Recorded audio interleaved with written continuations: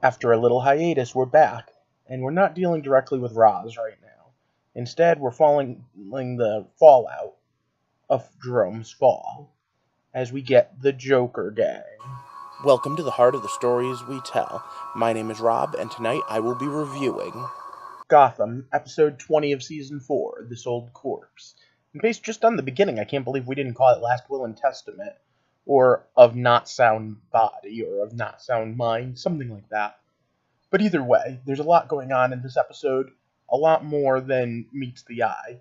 Basically, we've got the beginning of the crazy gang that we see the Joker use a lot. Back in the Tim Burton movies, I believe they called them the Circus Gang. I know in Batman Beyond they called them the Jokers. But either way, it's definitely the beginning of the Joker gang, even more so than anything Jerome had. And at the same time, it's kind of a new take on it. I love the way Gotham's going so far. But wait, before I get ahead of myself, what I do here is I review stories, and then twice a month I come up with theories, how and why we tell stories. If that sounds interesting to you, click that subscribe button and join us, because we are diving into the heart of all the stories we can tell. And yes, the shadow of Ra's al Ghul is still upon the city now that he's back after last week. 2 weeks ago? Yeah, 2 weeks ago. But this is mostly a Jim Gordon episode, with a little bit thrown in on the others.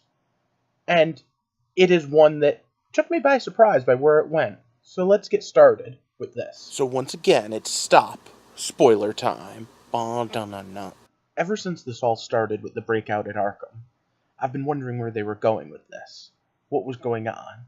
And of course, we have what's going on right now, is that Jerome Velasquez is dead, but his brother is well on his way to becoming the Joker.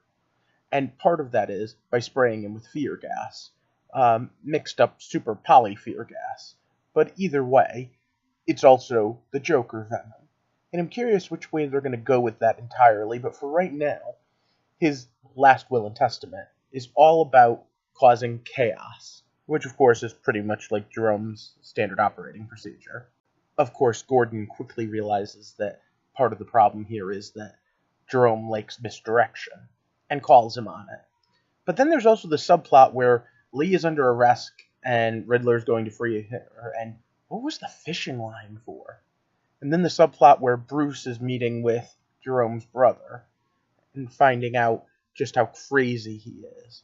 And of course, throughout the whole thing, we have the ongoing question of who can you trust and who can you be honest with.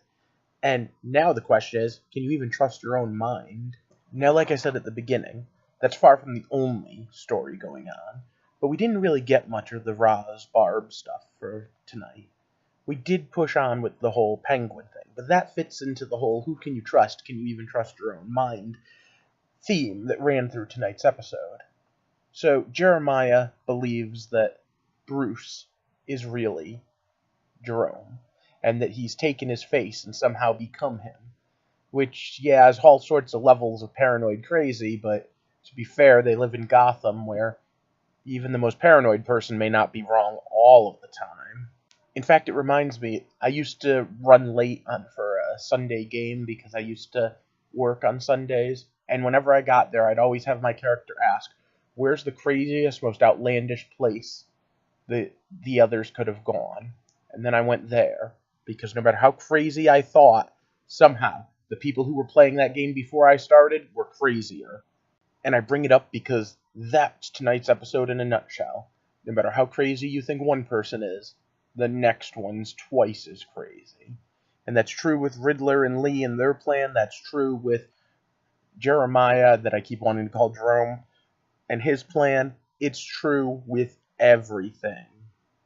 At the end of the day, Gotham City is pretty screwed over, especially when, boom, goes the dynamite. Or, well, might as well be a nuke. So Jeremiah, for all intents and purposes, is now graduated to being Joker. Except a Joker that's capable of technological and psychological masterpieces. The fact is that we've never known a Joker to be an engineering marvel before. It's pretty terrifying if you think about it. These images have been on the web for a while. I've had them saved on my desktop, waiting for this episode, waiting for the next couple of episodes probably, because very specifically what I wanted is I wanted to be able to say, the Joker's wild, and the Joker's back.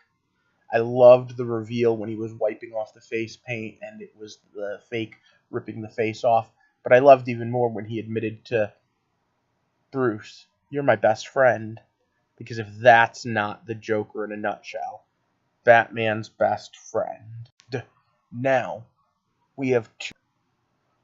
I'm hoping they don't put this on hiatus after next week, but next week is the second to last episode of the season.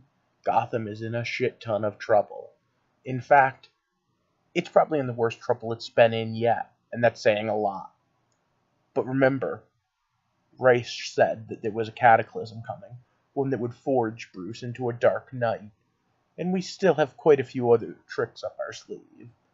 So, the Joker's out to play, bombs all over the place, and who knows what the next big reveal is. What do you think is coming up next? What do you think of these episodes? And most importantly, when all this is over, is there anything you want to see happen? Let me know. And then do me a favor.